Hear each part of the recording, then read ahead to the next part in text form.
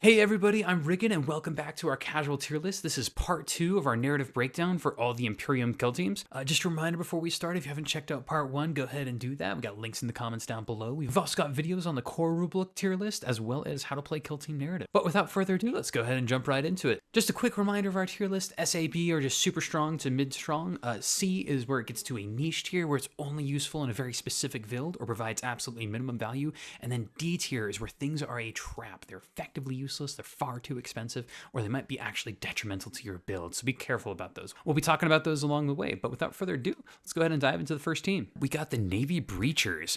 Rolling into their battle honors, the first one we got is Gutsy. This operative is always treated as having used the close assault strategic ploy. So basically, that ability is if you get 2 more successful hits, you can change 1 miss into a hit if you're within 3 inches of a target. It sounds nice, but here's the thing. If you want this, you're probably already using the close assault thing, and narrative, you already have a surplus of CP anyway. So really, we give this a C tier. It's like technically value. Honestly, I'd basically make it borderline D tier.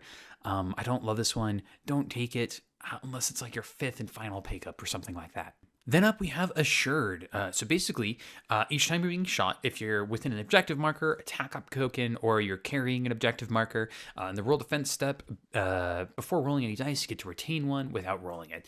It stacks with cover 2, which is pretty cool. So you basically get 2 auto-successful saves in your shooting attacks. This makes you pretty substantially tanky when you're taking advantage of it. Sucks against melee teams, so if you know you're up against a hard stack of that, don't bother, but if good against shooting teams, especially things with like no AP, such as like Pathfinders. Definitely worth putting on some of your staunch objective doers. Probably wouldn't be my first choice, but maybe second or third for sure. And for that, we give it an A tier. I really like this one for your objective doers. If they're not trolling the objective, it's not useful. Do note, though, that some maps simply do not have any objective markers, period. Like, if they don't have that little funny symbol, that little orange symbol on the map, you have no objective markers. And so this battle honor becomes significantly less useful on that one. If you want to rule it friendly, where like, hey, the MacGuffin in the room, or if you're in this area, it counts as being on the objective marker. But if you look at the Octarius map, sometimes it just says like, stay within 1 inch of this piece of terrain. And so technically, it does nothing there. So something to consider. Then up we have Deckhand. So operate hatch action, you roll a d6, and on a 3-up, your action points refunded. So kind of cool, but it's only a 66% chance for it being a free action. It is definitely not something you can count on. It's cool for maybe a final pickup, but I really don't like this one as an earlier on thing. Maybe on a dedicated objective doer. Also, it's only good in Into the Dark, obviously, but you do get some serious power with it. You could basically, your breach and clear potential, you get some huge things. You could basically like, open a door, shoot, fight, charge, and maybe even steal the objective if you pump them with an additional APL from either Guardsmen or the overwhelmed target attack ploy. So some serious potential there. Unfortunately, it just kills me with that 66% chance. We're only going to give that a C tier. This is a late pickup. Then up we have Bruiser. So when you fight in combat, if you're the active operative, you get the Brutal special roll. Guess what? Brutal sucks because generally just combat ends in 2 people punching each other out, and so it seldom gets used, especially for lower HP models. And it only works on your turn. D tier, never ever take this one. But following that, we have Scrapper. So improve your weapon skill by 1 up to a max of 2. Awesome on your melee bros. Actually give this one an A tier. This one's pretty good for them. Then we got Gallant. Each time you fight in combat or make a shooting attack, if you're within 6 inches of your opponent's drop zone or kill zone edge, in the roll attack step, you get an extra reroll. Very restrictive. Honestly, just take Gun Ace or just take Blade Work. This is way too hard to use. And on top of that, some narrative missions simply just don't let you get near the enemy drop zone. Like the way you play it is you either hang way back. So some of them are just really hard to use it on. So for that, I give it a C tier. It's scraping D tier. Honestly, it's very minimal value. Don't take this one.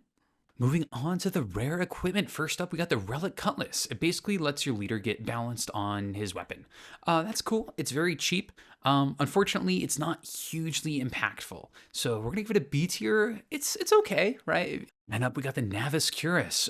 Basically, this says for the Sergeant at Arms only, so your leader, -1 damage to everything coming in down to a minimum of 2. Note that this is not cumulative for the Brace for Counterattack strategic play. So it doesn't stack with that, but basically it's going to force out an extra hit or two to kill you, and we really like that. So easy A tier. I like this one. All right, the next one is Enhanced Energy Cell for 2 EP. On your, you can take your Navis Gunner and select the last volley it's equipped with, and give it the Rending Special for battle. Guess what? The core rulebook literally has the same thing, but with no restrictions. So for that, we're going to give it a D tier. Also, this rare equipment applies, so you're not taking the Melt-A-Gun or the Plasma Gun. And so for that, it's a total trap. Don't ever take this one. All right, then up we got a really cool one. We got Remote Access Device for 2 equipment points. So you get the Remote Access Device, and you can perform the Operate Hatch action within 6 inches instead of the normal 1. And you can do so even if an enemy operative is within 1 inch of this access point. So you can see some like potential trickery right here. And then do note that you can't use the Deckhand Battle Honor or the Hatch Cutter abilities at the same time. So you could slam this door in people's faces and really screw up their APL plan. So if they're like calculating it out where it's like, okay, I need this guy to move up and open the door, and then I need this guy to walk in and shoot and take the objective, you could totally screw with them and just make them have a bad day. Super brutal against 2 APL teams, although you're still going to be punking 3 APL teams. And yeah, something to do note is you're not getting any raw power out of it. It's just fancy tricks. And so sometimes raw power is just a little bit more reliable. And then the last pro is a lot of the doors in Into the Dark are like 8 inches away. So you would normally need a 7-inch move. So if it's like 2 squares away, a 7-inch move gets you close enough to open it in 1 move action. Otherwise, you need to move dash to get to the door. This lets you supersede that and actually lets you open the doors from relative safety too. So a lot of cool potential here. Honestly, I really, really like this one. I think I have to give it an A tier, but out of like favoritism, I would almost give it an S tier, even though it probably doesn't deserve that one. But prank your opponents with this one. Have a good laugh. I think you'll really like this one. All right, next up we have the Auspectator for 3 equipment points. Basically lets you perform a mission action for 1 less. So you're sort of pseudo 3 APL, really strong and Into the Dark, lets you open the doors. Less strong on other games, but sometimes that free mission point is really useful. I like this one. It still gets an A tier. You could, funnily enough, stack it with your remote access device if you wanted to. But yeah, always useful. Basically an extra AP for 3 equipment points. Then up we have the Auto Medicae unit. Basically lets, if this operative is not killed in battle, you can reroll an additional casualty test. It doesn't help you win the game. Total waste of rare equipment slot. I don't ever waste your stuff on like medicine post-game things. It sounds good, but it's a trap. D tier. All right, moving on to the strategic assets. We have colors. So basically this is a fancy way of saying at the end of the battle, you pick someone who was selected for deployment and didn't die, and they get an experience point if they have the lowest experience amount on their team. And then note that you can only take this if you have someone on your team with a veteran rank or higher. So it's a 1 EXP boost per game. It's a modest boost. Honestly, like it helps you reach the power spike of getting 1 battle honor on all of your operatives pretty quickly. So for that, I kind of like it. But it's competing with some other really strong assets. So unfortunately, because of the competition in the strategic assets, we do give that a C tier. You could consider it if you're just looking to like scale up and then ditch it later. That's also an option too. All right, and then up we have Void Augur. At the start of the battle, secretly make a note of a specific turning point. So either write it down or, spoilers, you're just going to choose turning point 2. And when rolling off, you get to roll an additional d6 and then discard whichever one of your results. So it's basically advantage roll. Yeah, this is pretty interesting because basically you got a really strong chance of winning the turning point 2 initiative. So you can post up really aggressively and prepare for a big play. Stack this up with your a really big breach and clear, and dump all of your strategic ploys into 1 turn, and count on winning with this. That's kind of your strategy going forward. Here is the weird thing, is you may have noticed that there's another asset in the core rulebook called Comms Network. So Comms Network reads, once per battle, when determining to roll off whoever has initiative, you get to re-roll 1 of your dice. So the thing is, this says you just get to re-roll an additional dice when rolling. So do you get to do a double re-roll? It kind of sounds like it does, based on the verbiage of each of these 2 abilities. However, that is questionable at best, but definitely really interesting. So yeah, it seems to, but it is questionable. Either way, this is a really good one. I would say take the one in the core rulebook first because it's much more flexible. You're not restricted to a single turning point. So this would probably be like a fourth or fifth pickup, honestly, anyway. And you're really, honestly, not too likely to get into this use case of worrying about the things both stacking anyway. But pretty funny that this exists at all. All right, following that interesting one, we got something that sucks. We got the expanded supply bay. So basically, you get the following equipment in unlimited supply. But hey, guess what? Just buy it. This is a total waste of a strategic asset. D tier, never get this one. All right, and then up we got the reinforcements for 1 RP. Purchase this requisition before after game and add 2 Navis arms into your data slates. This is basically your equivalent of a warrior. It's technically a better operative assigned, but are you going to be using it? Because these are like not your specialists. So if you use it, cool, it's an A tier. If not, I mean, whatever, you're not using it anyway. Then up we have Mission Critical for 1 RP. So you get to purchase this before a game, and during that battle, you get to ignore the effects of all battle scars on your team. And at the end of the battle, though, roll a d6, and for anybody who died on a 4-up instead of a 6-up, you're failing your casualty test. So this is pretty serious. It sounds kind of cool on paper, but it is very short-sighted and can like triple your chance of receiving a battle scar that game. Only use this on the maybe the final game of your campaign, but proceed with extreme caution on this one. It is normally a trap, so I would almost never ever use this. All right, following that is Hero in the Ranks for 1 RP. So whenever your Endurant or your Gunner gains a rank, you can select friendly operatives equal to basically your rank times 2. So the first chance you're going to get at your Veteran rank, you're going to select 4 operatives, and they all get an experience point. Kind of cool. So nice little EXP boost. Honestly, it's pretty cost effective for 1 RP. So we give it an A tier. Not bad. All right, and that is it for the Breachers. Next up, we got the Inquisitorial Agents, starting with their battle honors. We got the Weapon Specialist. Basically, improve your weapon skill by 1. Awesome, we love that. They have gunners that really like that, like all their plasma, so super cool. So with that being said, easy A tier. Honestly, take this before Gun Ace. Love that. Then we have Proficient, which basically lets you say, hey, select anything from the core rulebook and pick it. This is as good as the battle honor you picked. Once again, check out our core rule review of those other battle honors, link in the description below, so you can pick the best one for your team. So this gets like a S with a star. Then up we got Inspectors. So when determining line of sight for this operative, enemy operatives must be more than 3 inches from this operative to be in cover instead of 2. Remember, if you get within 2 inches of somebody, you could just simply ignore their cover. This brings it down to 3. So you compare this to the Exaction Squad, which has the same ability on 4 inches. It's kind of sometimes useful there, but here on 3 inches, you're really going to struggle to find yourself being able to get within 3 inches, but not already being able to get within 2 inches. So hugely niche and like hard to pull off, low impact. This is a trap. It sounds cool. Don't ever take this one. It's just not worth it. Then we got Firm Resolve. You could ignore any or all modifiers to this operative's APL and movement characteristics, and it's not affected by the stun special rule. Who cares? APL modification and stun are pretty gosh darn rare, and movement characteristics are pretty rare too. You shouldn't be wasting a battle honor on it. It stops injury, but honestly, injury itself isn't even that common. You're usually just dead or alive anyway. So for that, we give it a big steaming pile of D tier. Right, then we got Ruthless Persecutor, which basically says if your opponent is not in cover when you shoot them, you get to auto-retain a successful normal hit without rolling it. Cool. It's a conditional increase in offense, so not always useful. Definitely would choose Gun Ace before this, but it's okay. So we give it a B tier. You're probably going to be taking Weapon Specialist before this anyway and hitting on a 3, and if you're taking Gun Ace before this, you're going to be getting those rerolls on a 3, so you seeing this shine it's going to be pretty late in your campaign. Yeah, and honestly, for that reason, it's probably scraping the C tier for me, but we still give it a B tier. Next up, we have Highly Capable. Basically, this is a free CP reroll once per game. Just no, it's not that great. Just take Gun Ace. It's technically minimal value, so it gets a C tier, but no, it's not good. Don't take this one.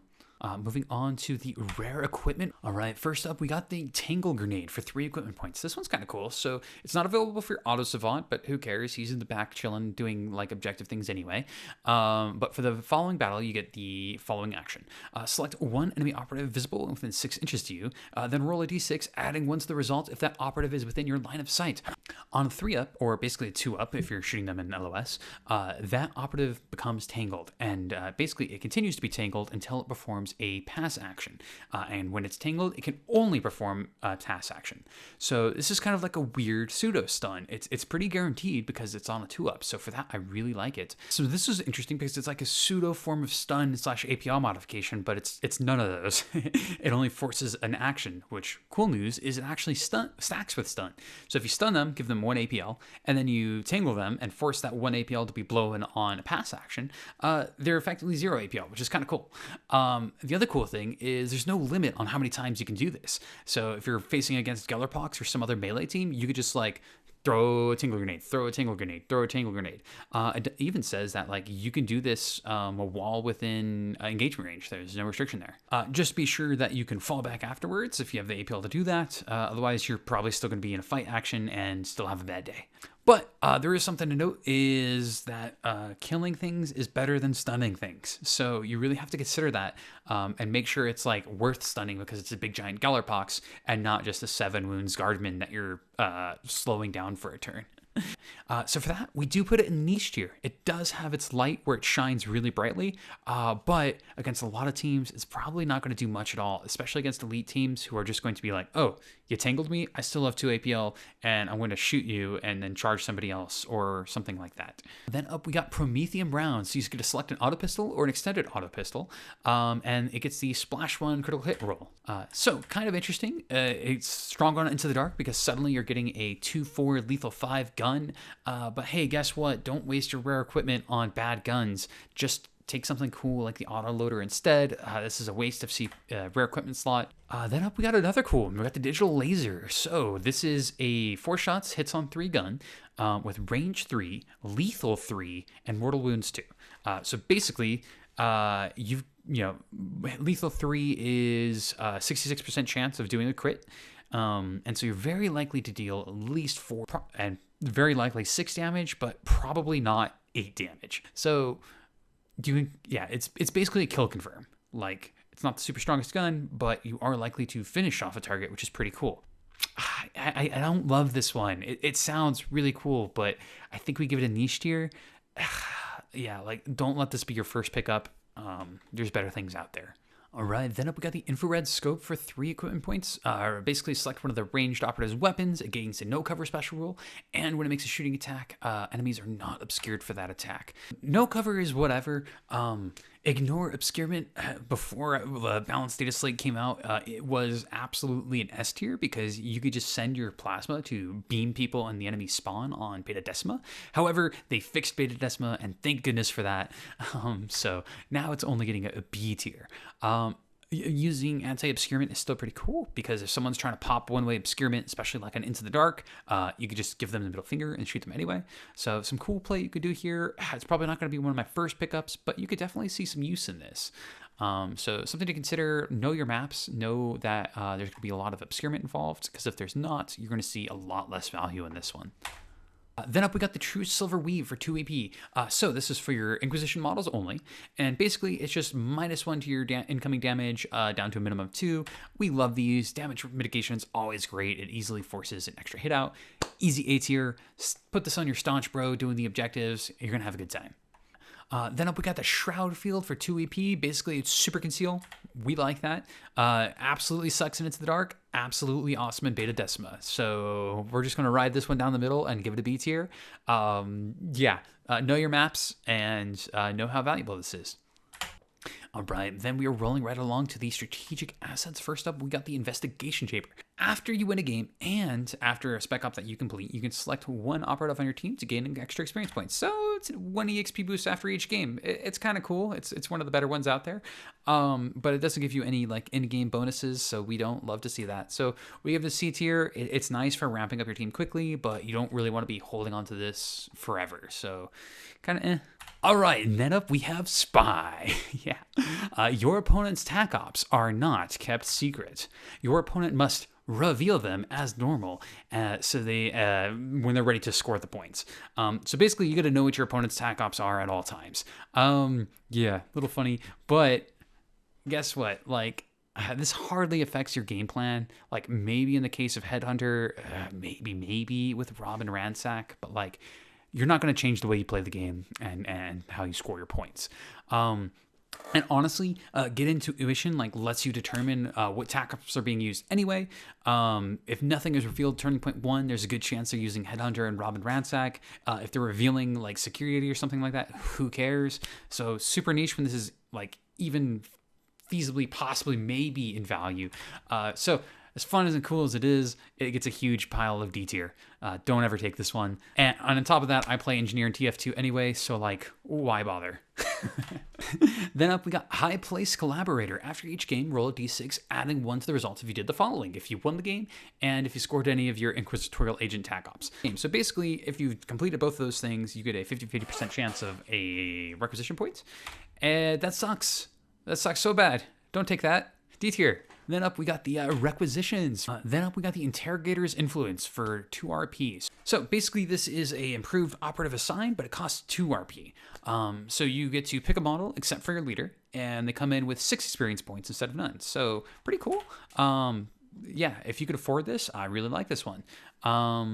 Do note that your leader needs to be at least veteran rank or higher. So basically, later in the game, when you lose somebody, this is a great way to get them running up and running with some speed when they get to your data slate. So A tier, we like it. It's expensive, but we like it. The next one is Requisition Ancillary for 2 RP. Very kind of similar. Basically, it lets you fill out all of your ancillary options for only 2 RP. So you got to get all your Sisters of Battle or all your Scions or whatever you're taking. And so kind of cool. And if you want to like flex between like 2 of your ancillary supports because you think they're situational, this is a great way to do this. Yeah, so we like it. A cost-effective way to fill out your roster. A tier. It's useful when it's useful. All right, then we got a Conspiracy and Plot for 1 RP. Getting a little Guy Fawkes up in here. So you get to purchase this before or after a game, which is kind of interesting. And if your kill team is currently conducting Operation 1 of a Spec Ops, you get to work out the completion rate and then swap to another Spec Op effectively. So the weird pro strat here is you get to like work on an easy tac op and then you pivot to one that gives you the best rewards. Honestly, like, this is kind of a big who cares. Most spec ops aren't that hard anyway. You should be focusing on the ones that give you the best rewards, which are like rare equipment or strategic assets, and experience points, and then requisition points. Most everything else pretty much doesn't matter at all. So you're probably not going to bother with this one. We give it a trap. It's just it's a lot of mental overload. Maybe if you 200 IQ it, you can squeeze something out. But if you're that smart, you're probably on track to do it anyway. So kind of like whatever on this one. All right, then up we got the Kasrkin, or as Seth would call him, the Kasrkin, or the Karaberkin, or whatever. Yeah, but we got their battle honors. All right, and the first one we got is War Hardened. The first time an enemy operative is incapacitated by this operative in the battle, add 1 elite point to your pool. So it's a very conditional way to score only 1 elite point. Like just take a battle honor that gives you like improved shooting, like Gun Ace, without any strings. It's so much nicer. It is cool that you're kind of like a support operative, but if you want to be a support operative, you're probably not going to have a very strong gun with a chance to kill anyway. So it is so hard and dumb to get value out of this.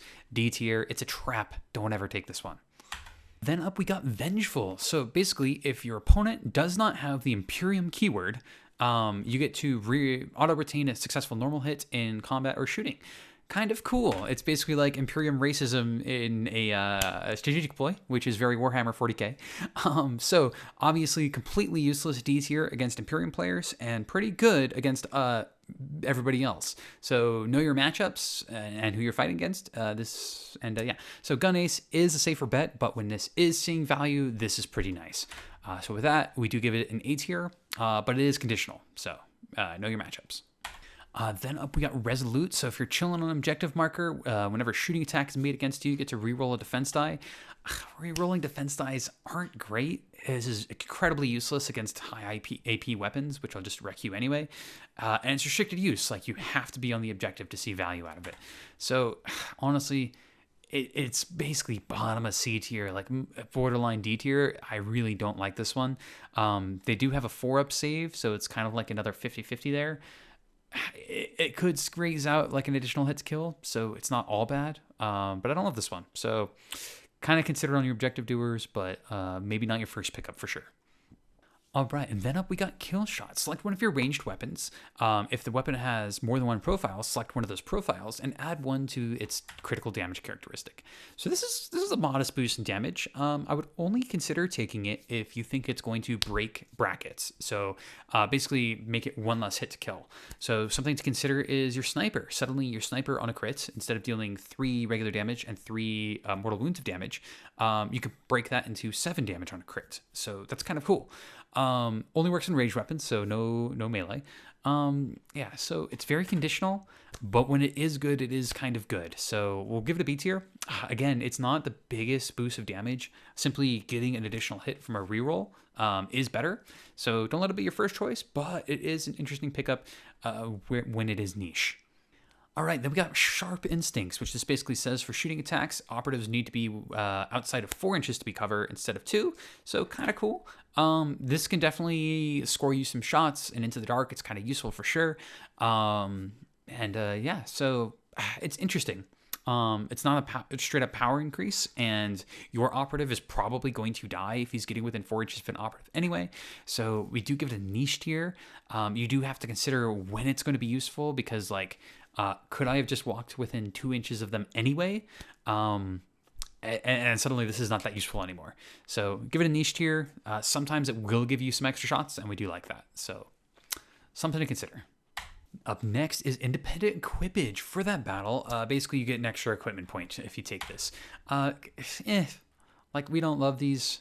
It's C tier, it's minimal value. You kind of gotta look at your equipment list to see if it's even good, and their equipment's okay, so whatever. Moose, yeah. And speaking of their equipment, moving on to the rare equipment. First up, we got the Plate Steel Armor Enhancement for 1 equipment point. This is useful on the Demo Trooper only, but it basically says whenever a shooting attack is made against it, all critical damage is going to be turned to normal damage instead.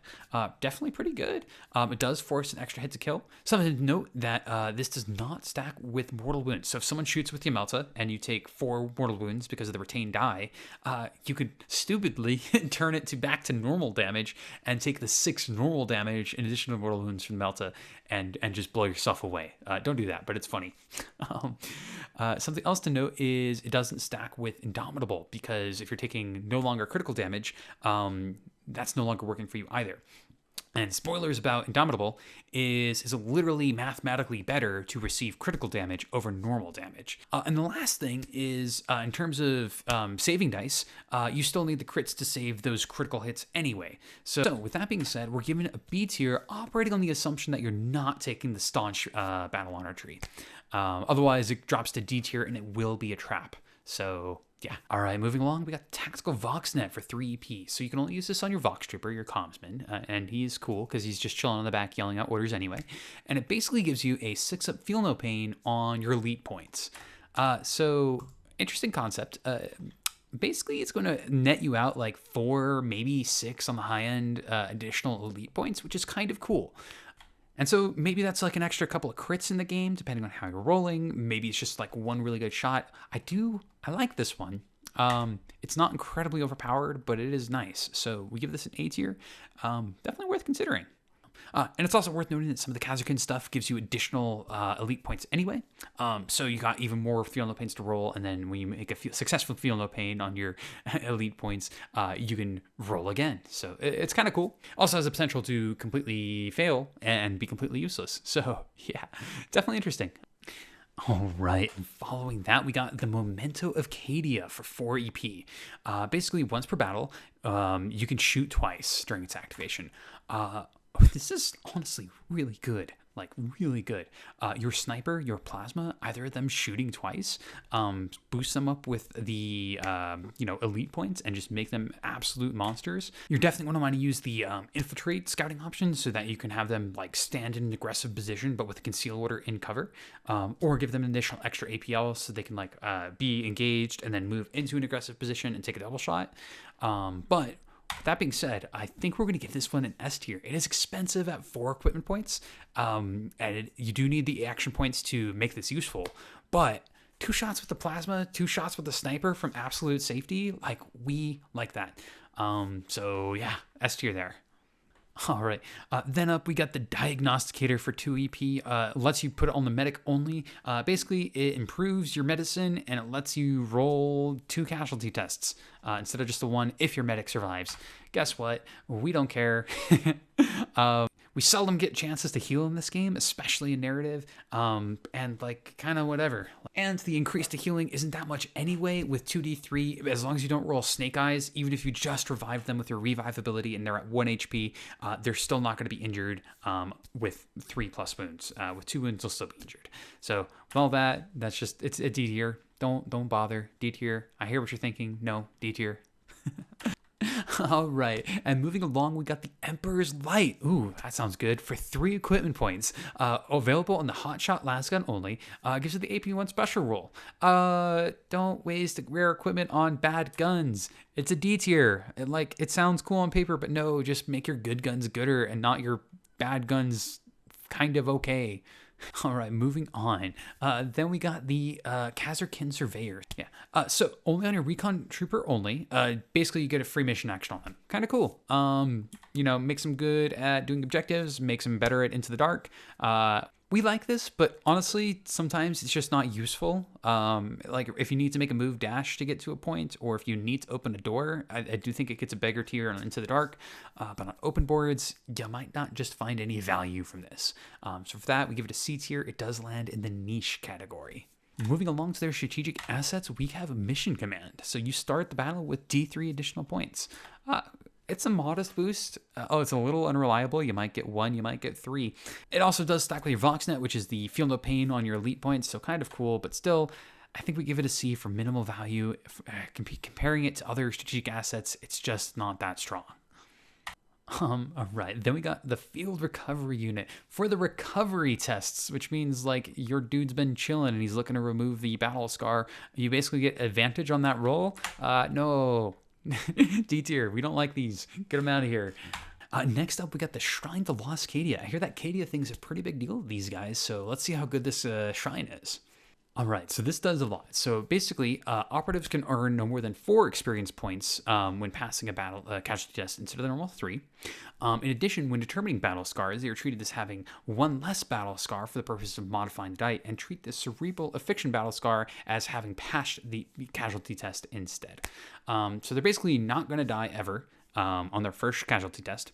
And they have the potential for getting 4 EXP. Kind of spoilers, getting 4 experience points is pretty hard anyway. You can do that when you're stacking hard tac ops on a guy, but like, this is just not a useful thing. It kind of prevents you from dying, but no, don't even bother with this. It's a D tier. Sorry, Cadia, your shine sucks. Moving on to the requisitions, access and optimize for 1 RP. So basically, whenever you start a spec op, so at the start of your campaign, you get to do the asset acquired and equipment drop without spending any points. So basically, it's kind of a free extra RP when you start something. So this one's interesting because you start a spec ops campaign with 4 requisition points. And normally, 2 of them are going to be spent on acquiring equipment because you need to purchase them. So you get your 10 equipment points. And 2 of them are going to be spent on your strategic assets because those are really powerful. Expanded Armory is one of those really good strategic assets, but you don't normally have the RP to supply those extra 4 points. This lets you do that. So you're going to come into your first game with a huge edge on your opponent. You can also just hang on to the extra equipment requisition point if you need it for something special. Yeah, so let's get a huge start in any campaign. Technically, spec ops can be abandoned basically before or after any game, and you can keep spamming this. So if you want to abuse this one, you could technically do this. This is basically cheating. Don't actually do that, but it's kind of funny that you can. So basically free extra RP at the start of the game when you really, really need it. And so for that reason, we give it an S tier because it's a huge boost. All right, then we got Deeds of the Fallen. Basically, when somebody dies, everybody else gets an experience point. That's nice. It makes somebody dying less bad. We give that an A tier. Honestly, yeah, it's a nice boost to experience. So cool. And then we have the Elite Compatriots for 2 RP. Basically, for 2 RP, you get to start someone at 6 experience points instead of the normal 0. We like that. When you could afford it, spend it. It gives you a nice boost. So A tier. Love it. All right, that is it for the Kasrkin. We are moving on to the Veteran Guardsmen. So there's a couple of interesting things I want to talk about these bros. First off, they were like the first team released, so they got some funny little jank in them, but that's cool. And then next up is they're a horde team in every sense of the word. So they're going to be dying a lot more. They're going to be rolling a heck of a lot more casualty tests and probably getting some incapacitated units. And that's going to make them a lot harder to play. You're also going to be leveling up slower, in addition because of your deaths. But in addition to that, because of your attack ops are going to be spread out against more operatives. So unlike an elite team, that's going to be more focused. This is going to be more spread out. And then thirdly, your opponents are going to love you because they're going to farm you and get kills. Because every time they get a kill, as long as it's on a different operative each time, they're just going to farm you for EXP. So this is a fun challenge. If you think you're the most experienced person in the group, totally play the Veteran Guardsmen. If you're brand new to the game, I strongly advise against horde teams in narrative play because you're going to get beat down if you're playing with, what do you call them? Battle scars. That being said, quick side tangent is I no longer recommend playing with battle scars because basically it punishes players for being new at the game or not as good, and it beats them down into the ground even harder and harder, and it's basically a downward spiral for them. So honestly, my soft advice is simply remove battle scars, but if you want to play with them, that's cool. It's your game. And these guys will be a challenge. So that's my soapbox rant. Let's go ahead and dive into the first battle honor. All right, the first battle order we got is Capable Under Fire. So if this operative has a conceal order and it's undercover by light terrain, it could ignore being turned to an engage order as a result of vantage points. So basically, fancy way of saying super conceal for vantage points only. So other abilities still work. Strong and Beta Decima, D tier and Into the Dark. Know where you're playing. When it's useful, it's an A tier. Otherwise, it's a D tier. So know your maps. But on an objective doer that you just want to send out and have them do the objective and make it more difficult for your opponent to shoot at, I actually really like this one. Moving right along, we got Brash. So whenever this operative receives a guardsman order, so whenever your sergeant's saying, hey, move, or shoot, give them that little boost, whenever it receives an order, it can choose a different one. This is generally never useful. Usually, if you want them to move, you want them to move. If you want them to shoot, you want them to shoot. And this guy deviating from that plan is going to be so minimal impact whenever it is possibly useful. It's a D tier, it's a trap, don't bother with it. Just take something better. Siege Specialist is next. Give yourself the no cover special rule. Guess what? No cover sucks. It's weak. D tier. Don't take this one. Following that is Grit and Determination. While this operative is within 2 inches of the center of an objective marker, increase its defense characteristic by 1. 4-up still isn't that strong. These bros are fragile with 7 wounds. This doesn't really stack. But something cool to note is it does stack with the take cover special rule. So you can actually give them a 3-up save, which is kind of funny for a guardsman. So if you want them to hard stack in the defense role. We give it a C tier. It's a minimal value. Maybe you'll see it being useful on some of your objective doers. But meh. Following that, though, we got Decorated Veteran. So improve their BS by 1. This is actually a really, really useful increase to their firepower. 4-3 is a huge break, and with all their rerolls, it makes those rerolls really strong. The Shoot Guardsman order lets you reroll 1s, so it stacks nicely with this. So for this, it actually gets an S tier on this team. A really strong ability. So lastly, we have Final Litany, which is a pretty interesting one. So when this operative is incapacitated, you can use the In-Death Atonement tac ploy without spending any command points. So that's kind of cool. It's a conditional extra CP. When you do, your BS is turned to 2 instead of whatever it was. You are also not injured, a la the tac ploy itself, so it does stay at 2. This is interesting. Normally, I don't love conditional CP gen, but it does get some extra points by hitting on a 2-up, which is pretty cool. So gosh, I am a bit torn on this one. So basically, at the end of the turning point, you could run out with like your melta gun and take a shot, and then whether or not you win the initiative, you're probably going to die anyway, and then use this on them for free, quote, and then shoot with like your melta or whatever gun you're using back and get another kill. So kind of cool in that mindset, but there's some things to think about here. First of all, you could just use deploy anyway. And let it be unrestricted on any model that you want. So if you don't use it on this model, you're not seeing the CP boon. And so for that, it's really kind of a borderline trap. Yeah. And on top of that, narrative gives you lots of free tac ploys anyway, particularly with the tactical uplink. So you'll have a lot more command points than you think you will, and this won't be as useful as you think it is. So with all those boons and all those bad sides, we really kind of smack down in the middle with a C tier.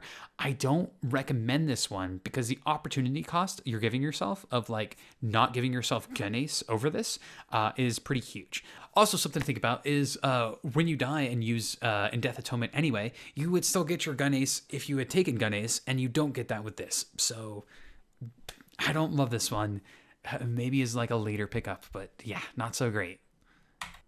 All right, after that doozy, we're rolling into the rare equipment. First up, we got the Relic Sidearm. So take a bolt pistol or las pistol and give it the following. Increase its BS by 1 and add 1 to the attacks characteristic. So this is interesting because if you put it on the Confidant, you basically get a 5 attacks BS2 bolt pistol. And that's actually a pretty substantial improvement. Still, though, it is only an average gun, and we don't like wasting rare equipments on improving bad guns. So big improvement, honestly one of the better ones, but it's a trap. Don't take this one. Get something better. Then up, we got the Prized Saber. Take your leader's power weapon and give it the Balance special roll. Balance is nice, but it takes up a rare equipment slot. Honestly, rare equipment aren't that great on most melee items, so we're just going to give this a C tier. Generally, your leader only gets 1, maybe 2 melees if he's really lucky. So you're going to have a hard time using this one to its full potential. Moving along, we got the Vid Capture Relay. So whenever it does its comms boost, it can be anywhere in the kill zone instead of within 6 inches invisible. Global comms is kind of nice, especially on this team when your commsman wants to chill way in the back of the map and just keep relaying those orders to the rest of the team.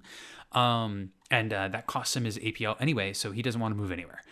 This is also super strong in Into the Dark, where visibility is like really hard. So we give this an A tier. It is pretty useful, and it really lets you capitalize on like your units moving up the map, and then having already been activated, so then you give them the APL boost. And then in turning point 2 or 3 or whatever the next turning point is, they can come into the start of the turning point with 3 APL and do a big play. So I like this one. It's pretty good. All right, and then for 3 equipment points, we got Litany of Sacrifice, and it's only useful on your Zealot only, which, spoilers, the Zealot is not always someone you really want to be taking. A lot of Vet Guard lists opt to throw him out, but some people like him. So, and I think he's one of the funner operatives, maybe not one of the best operatives. Either way, he gets the Litany of Sacrifice ability for 1 AP. Basically, he gets a 6-inch aura for whenever a critical damage die is retained. You can change that damage die into a normal hit instead, which is cool because it lets normal saves mitigate it instead of the critical saves. Some things to think about that are definitely can force out a extra hit to kill you, which is pretty cool. However, it does kind of encourage you to bunch up. It makes you susceptible to blast weapons, so be cautious of that.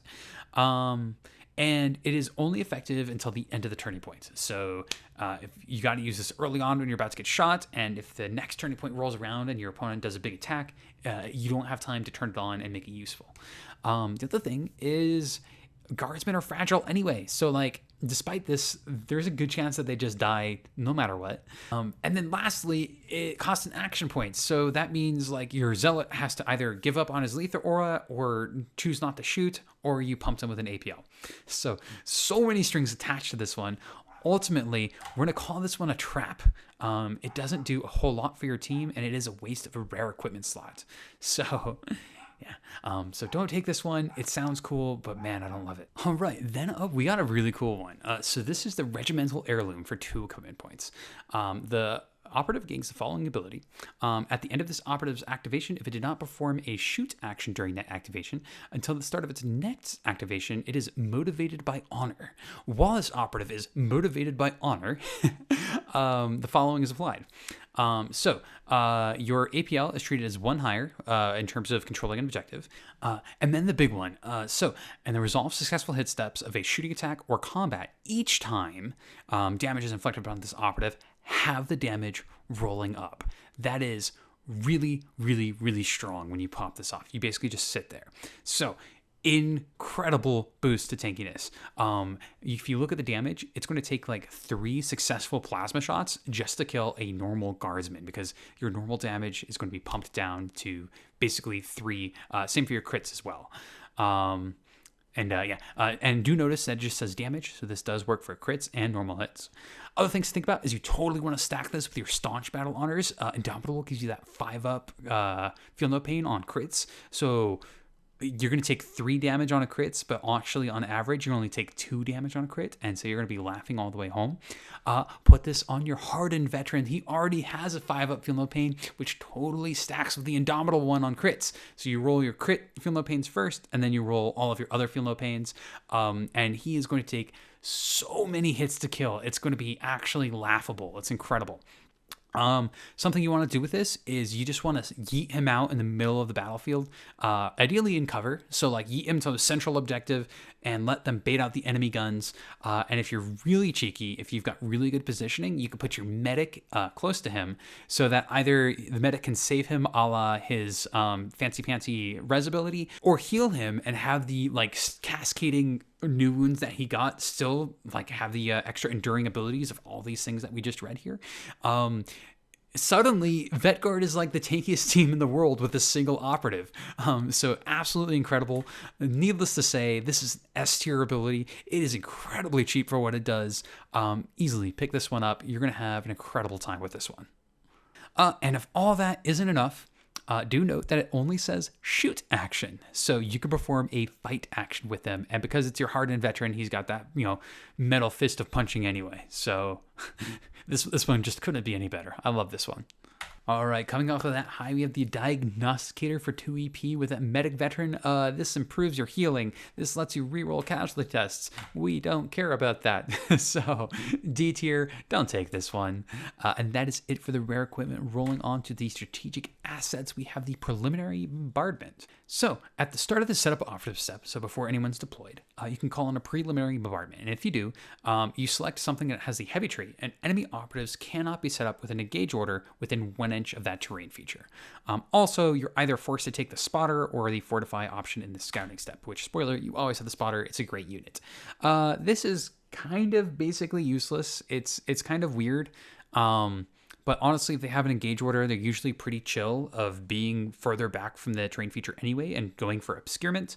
Or like it really doesn't matter.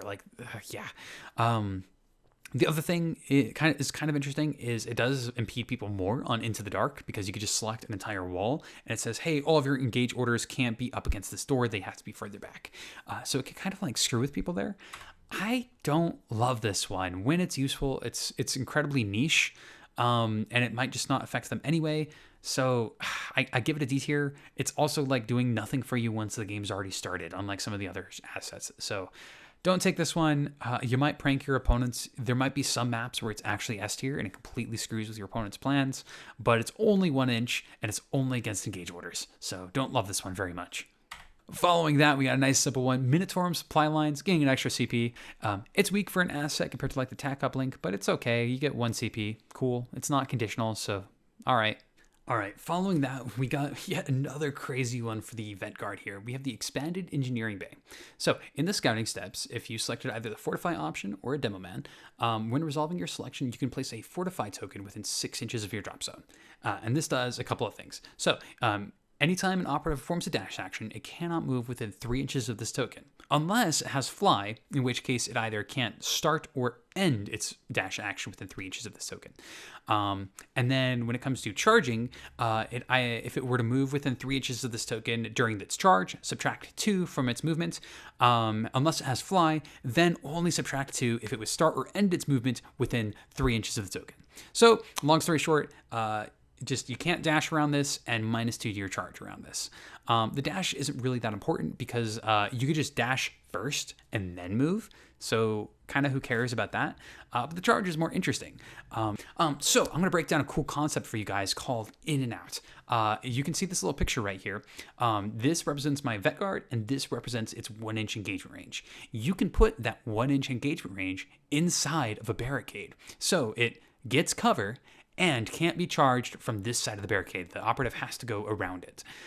So when an operative has to go around the barricade, either wastes movement going around or it wastes the 2 inches vaulting. You combine that with your Fortify token, and suddenly your opponent is getting -4 inches to their charge, or worse, depending on how these barricades are placed.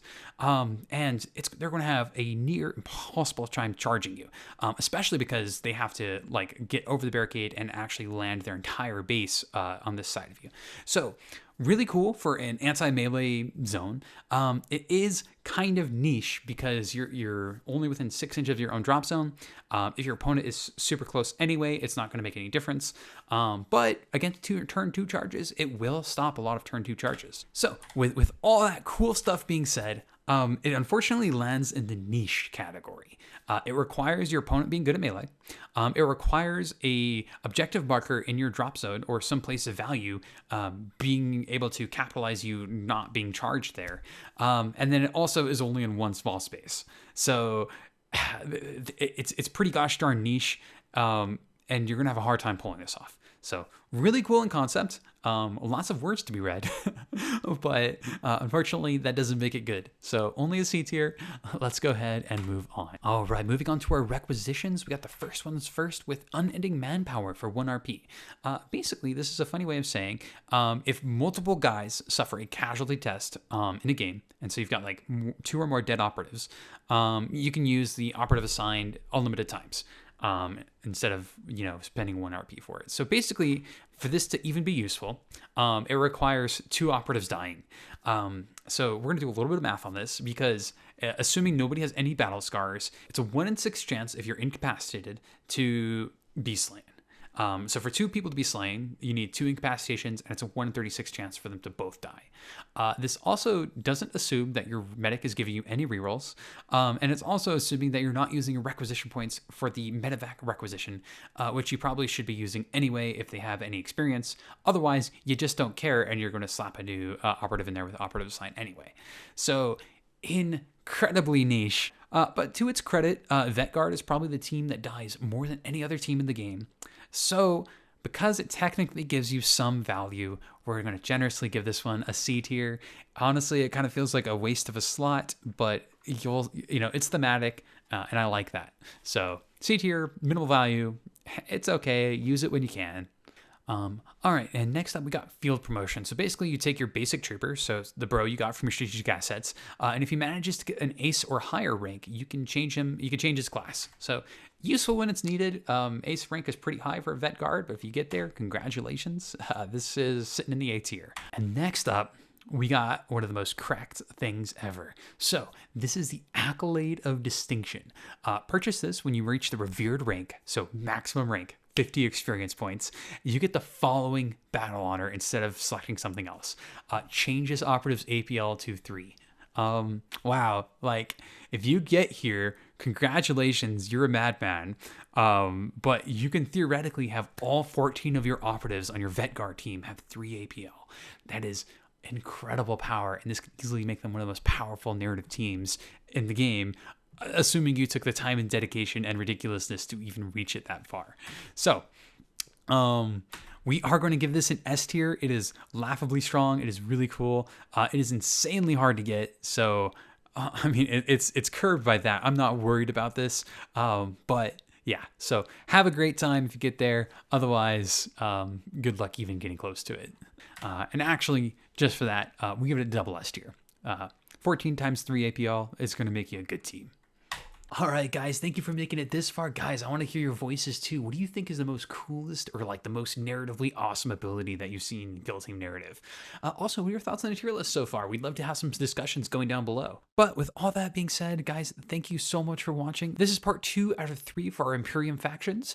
So please do consider dropping a like, dropping a sub. It is the most powerful way you can support channels like ours. Also, check out our other videos. We got links down in the description below. And if you want to check us out on Discord, we'd love to have you in there. We're always talking about nerd stuff and having a good time. So yeah, but I've been Riggin, you guys have been awesome, and I will see you guys in the next video.